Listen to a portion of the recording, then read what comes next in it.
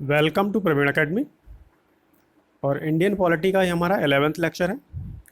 इसमें हम लोग मूल कर्तव्य और संविधान संशोधन के बारे में पढ़ेंगे। तो आइए मूल कर्तव्यों को देखते हैं क्या हैं और कब शामिल किए गए। तो मूल कर्तव्य मूल रूप से हमारे संविधान में शामिल नहीं थे। इनको सरदार स्वर्ण सिंह समिति की सिफारिश के आधार पर 42वें अमेंडमेंट 1976 के द्वारा जोड़ा गया और संविधान में एक नया भाग जोड़ा गया। कौन सा? 4A जोड़ा गया इसमें। तो इसके माध्यम से इसके अलावा एक अनुच्छेद 51A जोड़ा गया। इसमें पहली बार 10 मूल कर्तव्यों की बात की गई। इसके बाद में 11वां मूल कर्तव्य भी जोड़ा गया। वो कब जोड़ा गया? 2002 में जोड़ा गया, 86th अमेंडमेंट के द्वारा 2002 में इसको जोड़ा गया था। तो 86वां संविधान संशोधन अधिनियम 2002 था जिसके द्वारा इसको जोड़ा गया। इसके अलावा ये प्रेरित कहाँ से हैं मूल कर्तव्य? तो ये रूसी संविधान से प्रभावित हैं, अर्थात रूसी संविधान से इनको लिया गया है। इसके बाद देखते हैं इसमें कि इनकी कौन कौन से मूल कर्तव्य हैं, उनकी सूची के बारे में देखते हैं कि क्या है। तो जो अनुच्छेद 51A है उसके अनुसार नागरिकों के क्या कर्तव्य होंगे उसको देखते हैं। तो पहला इसमें है कि प्रत्येक नागरिक को क्या करना चाहिए, उसका क्या कर्तव्य होगा। संविधान का पालन करें, उसके आदर्शों, संस्थाओं, राष्ट्रध्वज और राष्ट्रगान का आदर करें।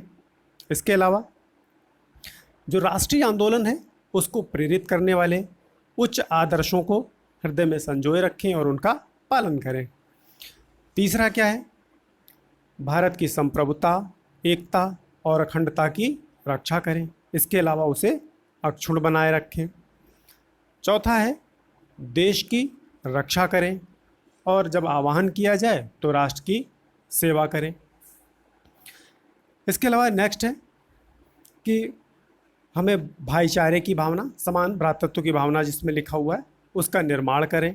इसके अलावा धर्म, भाषा, प्रदेश या वर्ग आधारित जो भी भेदभाव हैं उनसे परे होना चाहिए, ये ऐसी भावना का निर्माण करें। और ऐसी प्रथाओं का हमें त्याग करना चाहिए जो स्त्रियों के सम्मान के विरुद्ध हो।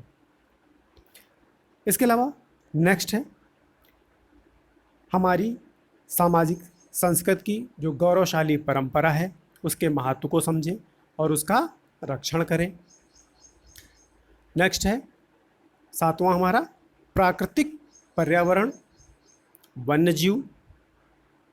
और प्राकृतिक पर्यावरण में क्या हो जाएगा? वन हो गया, झील हो गया, नदी हो गया, ठीक है, वन्य जीव, इनकी रक्षा करें, उसका संवर्धन करें। इसके अलावा प्राणी मात्र के प्रति दया का भाव रखें। नेक्स्ट है 8वां हमारा मूल कर्तव्य क्या है? वैज्ञानिक दृष्टिकोण, मानववाद, ज्ञानार्जन तथा सुधार की भावना का विकास करें। 9वां है सार्वजनिक संपत्ति को सुरक्षित रखें, हिंसा से दूर रहें। 10वां है व्यक्तिगत और सामूहिक गतिविधियों के सभी क्षेत्रों में उत्कर्ष की ओर बढ़ने का सतत प्रयास करें जिससे राष्ट्र निरंतर बढ़ते हुए प्रयत्न और उपलब्धि की नई ऊंचाइयों को छू ले। और 11th है कि जो 6 से 14 वर्ष तक की उम्र के बीच बच्चे हैं तो उनके जो गार्जियन हैं उनको शिक्षा के अवसर उपलब्ध कराएं बच्चों को। और ये कब जोड़ा गया था? अभी तो मैंने बताया कि 86 अमेंडमेंट 2002 के द्वारा इसको जोड़ा गया था। तो 2002 में ये जोड़ा गया। ये भी इम्पॉर्टेंट है, याद रखना, कई बार पूछा जा चुका। और ये सारे इंपॉर्टेंट हैं, मूल कर्तव्य पता होने चाहिए कौन से हैं, क्योंकि इस तरीके से पूछा जाता है कि कौन सा इसमें से मूल कर्तव्य नहीं है। या फिर डीपीएसपी के साथ में जब रख दिया जाता है, directive principles of state policy, तो उनके साथ में पूछ लिया जाता है कि इसमें से कौन सा डीपीएसपी नहीं है, और उसमें मूल कर्तव्य ऑप्शन में रख दिया जाता है, तो इसलिए पता होना चाहिए। इसके बाद में बात करते हैं कि मूल कर्तव्यों की विशेषताएं क्या हैं, इसकी बात करते हैं। तो पहली क्या है, जो मूल कर्तव्य हैं उनमें से कुछ जो हैं वो क्या हैं, नैतिक कर्तव्य हैं और कुछ नागरिक हैं। उदाहरण की बात करते हैं तो स्वतंत्रता संग्राम के उच्च आदर्शों का सम्मान, ये एक नैतिक दायित्व है। वहीं राष्ट्रध्वज और राष्ट्रीय गान का आदर करना, ये नागरिक कर्तव्य है। इसके अलावा जो भारत की परंपराएं हैं, पौराणिक कथाएं, धर्म है, पद्धतियां हैं, इनसे संबंधित हैं ये मूल कर्तव्य जो हैं।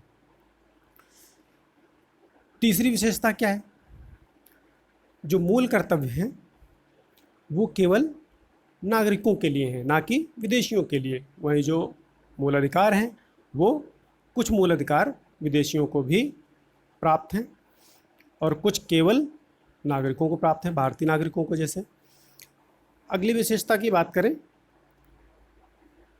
मूल कर्तव्य प्रकृति में कैसे हैं, गैर न्यायोचित हैं, अर्थात इनको लागू करने के लिए आप न्यायालय सीधे नहीं जा सकते हैं, बल्कि संविधान में सीधे न्यायालय के जरिए उनके क्रियान्वयन की व्यवस्था नहीं है, बल्कि संसद के द्वारा उपयुक्त विधान बनाकर इनका क्रियान्वयन किया जा सकता है। तो मूल कर्तव्य कैसे हो गए, गैर न्यायोचित हो गए। अगर उसके अगेंस्ट आप कोर्ट नहीं जा सकते हैं कि इसका पालन नहीं किया है तो कोर्ट चले जाएं। नेक्स्ट है मूल कर्तव्यों की आलोचना की बात करते हैं कि मूल कर्तव्यों की आलोचना क्यों की जाती है। तो पहली बात कि इसमें इनकी सूची पूर्ण नहीं है, ये बात कही गई। इनमें कुछ अन्य कर्तव्य जैसे मतदान, कर अदायगी, परिवार नियोजन, इनको समाहित नहीं किया गया है, जबकि कर अदायगी के कर्तव्य को स्वर्ण सिंह समिति ने अनुशंसा की थी इसकी। इसके अलावा कुछ कर्तव्य हैं जो कि अस्पष्ट हैं, जैसे कि उनके कई सारे अर्थ हैं, आम आदमी समझ नहीं सकता है उनको, उनके लिए कठिनाई समझने में। उच्च आदर्श, अब वो आदर्श कौन से हैं, सबकी अलग अलग व्याख्या हो सकती। सामाजिक संस्कृति, वैज्ञानिक दृष्टिकोण, तो इस तरीके से कुछ अस्पष्ट चीज़ें भी हैं। इसके अलावा अगली बात यह है कि इनकी छवि कैसी है, प्रकृति की अभी बात की थी कि ये गैर न्यायोचित है, तो एक नैतिक आदेश की तरीके से हो गए, माने ना माने इस तरीके से हो गया, तो मतलब क्या है इसका, इसलिए इनकी आलोचना की जाती है। इसके अलावा संविधान में इनको शामिल करने को आलोचकों ने अतिरेक बताया।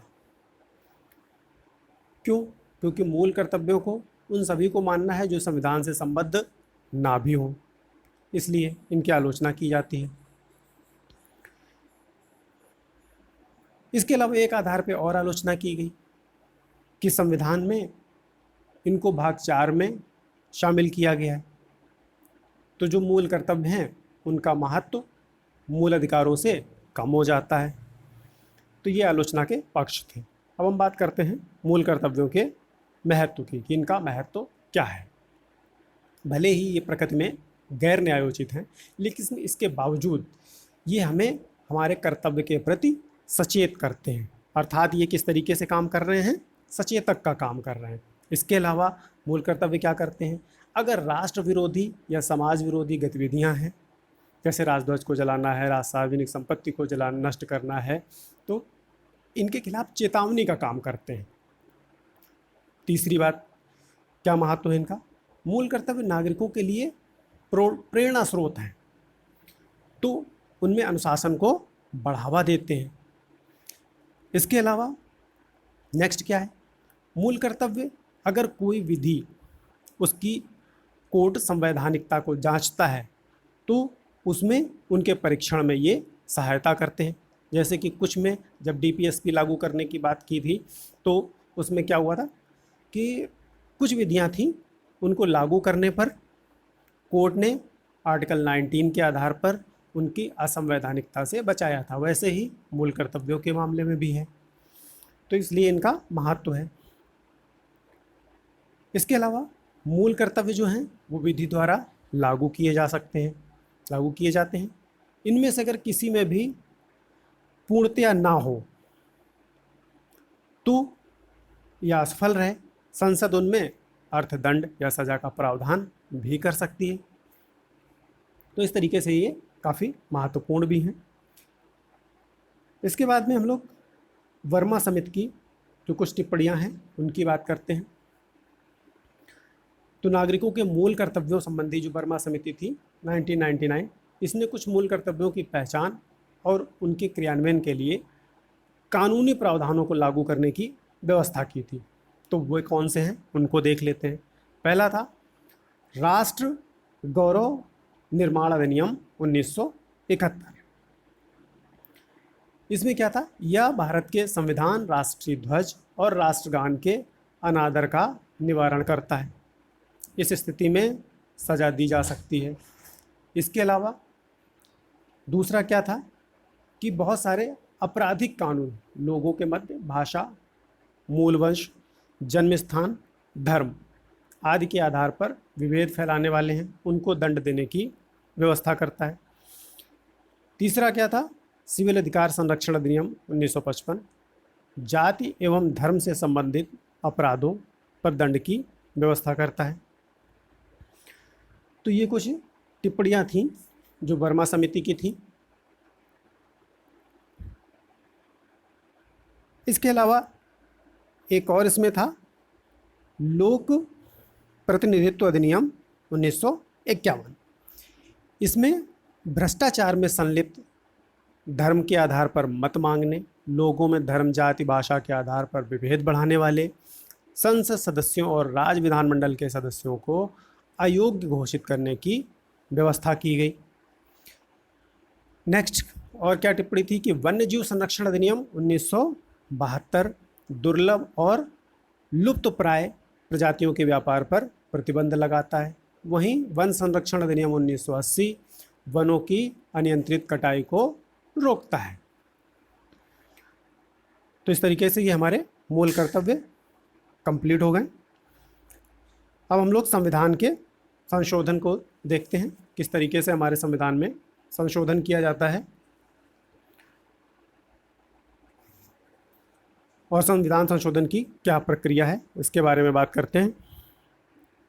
तो अगर भारतीय संविधान की बात करें तो भारतीय संविधान ना तो लचीला है ना कठोर है, बल्कि ये दोनों का मिश्रण है। और संविधान का जो भाग 20 है उसके आर्टिकल 368 में संसद को यह शक्ति दी गई है कि वह संविधान में संशोधन कर सके। हालांकि संविधान संशोधन इसका ये मतलब नहीं है कि कुछ भी उसको बदल दो, क्योंकि एक वाद आया था 1973 में केशवानंद भारती बनाम केरल राज्य, तो उसमें सुप्रीम कोर्ट ने व्यवस्था दी कि संविधान का मूल ढांचा जो है वो नहीं बिगड़ना चाहिए।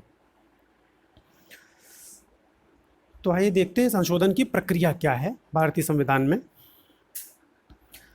तो आर्टिकल 368 में संविधान की प्रक्रिया का जो वर्णन किया है उसकी बात करते हैं।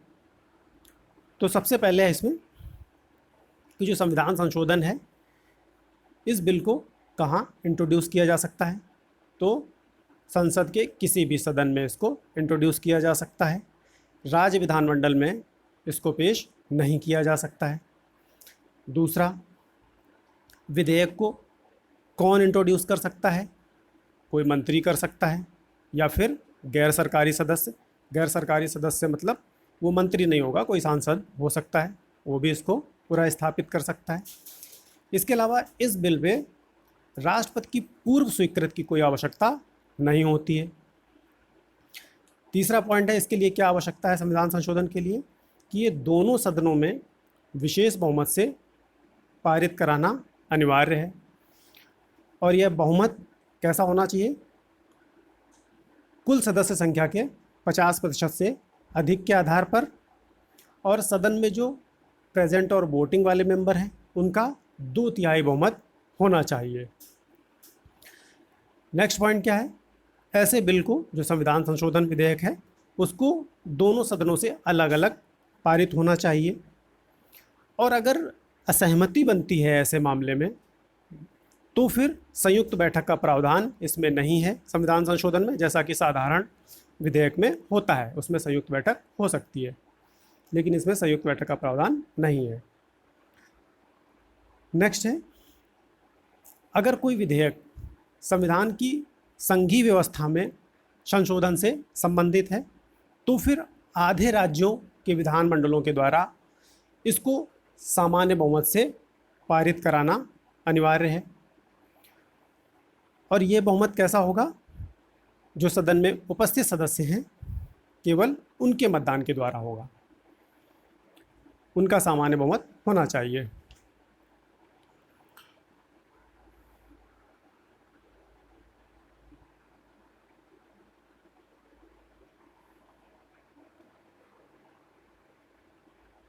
नेक्स्ट है,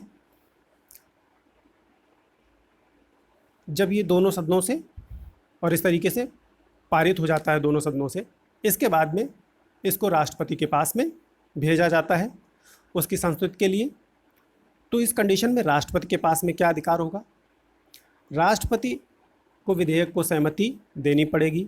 वे ना तो विधेयक को रोक सकते हैं और ना ही संसद के पास इसको पुनर्विचार के लिए भेज सकते हैं। और राष्ट्रपति की सहमति मिलने के बाद ये जो बिल है वो एक अधिनियम बन जाएगा।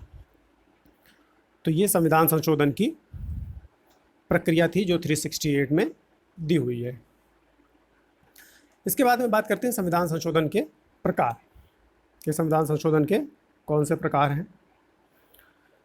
तो आर्टिकल 368 में दो प्रकार के संशोधन की व्यवस्था की गई है। पहला, संसद के विशेष बहुमत द्वारा, और आधे राज्यों द्वारा साधारण बहुमत के माध्यम से संस्तुति के द्वारा। लेकिन कुछ दूसरे अनुच्छेद हैं जो संसद के साधारण बहुमत से ही संशोधित किए जा सकते हैं।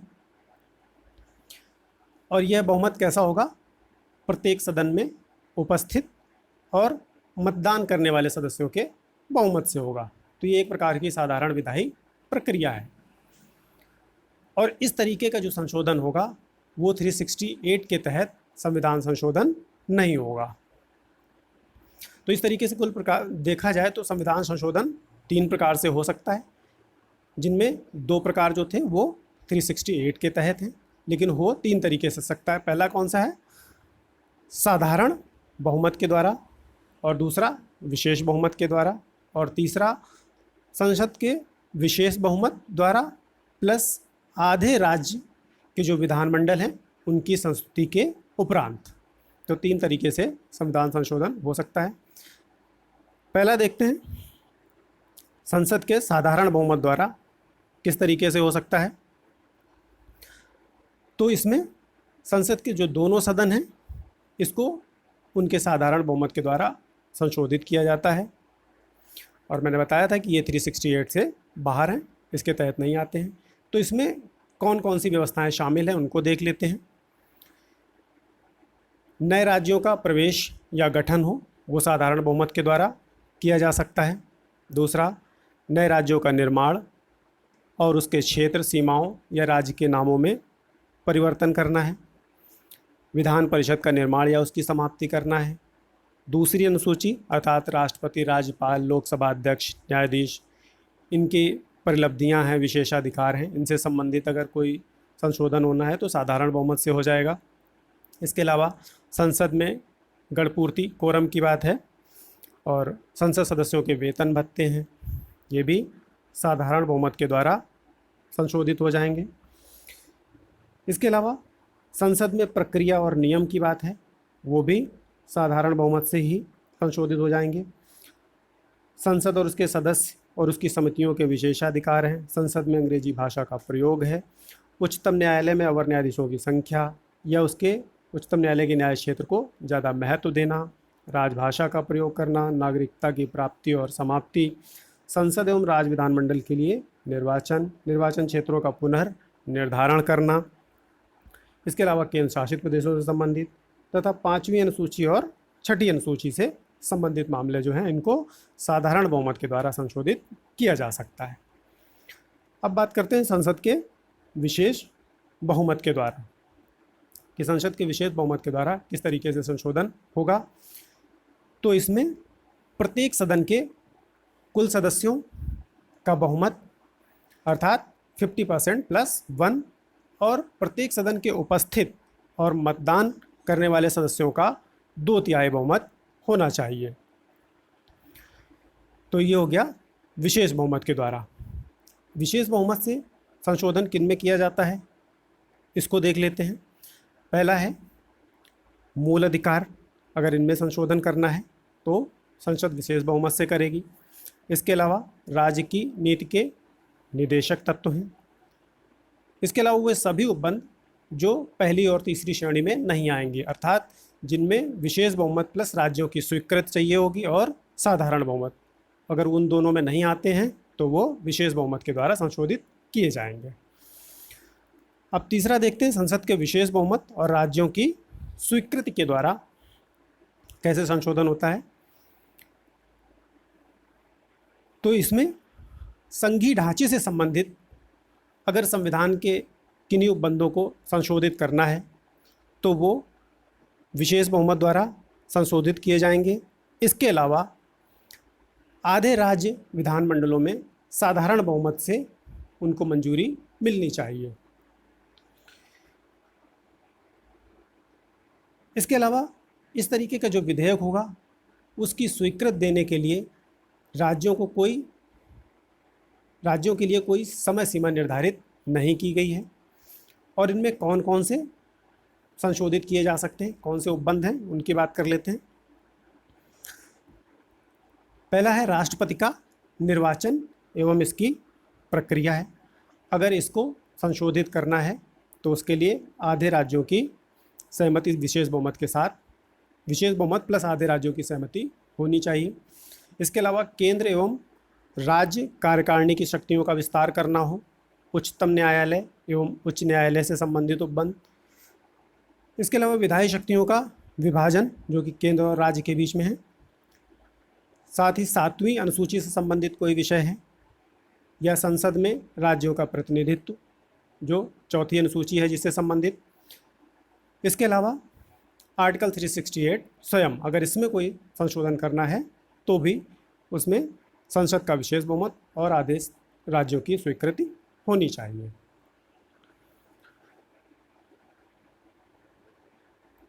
तो ये हो गई हमारी किस तरीके से संविधान संशोधन होगा।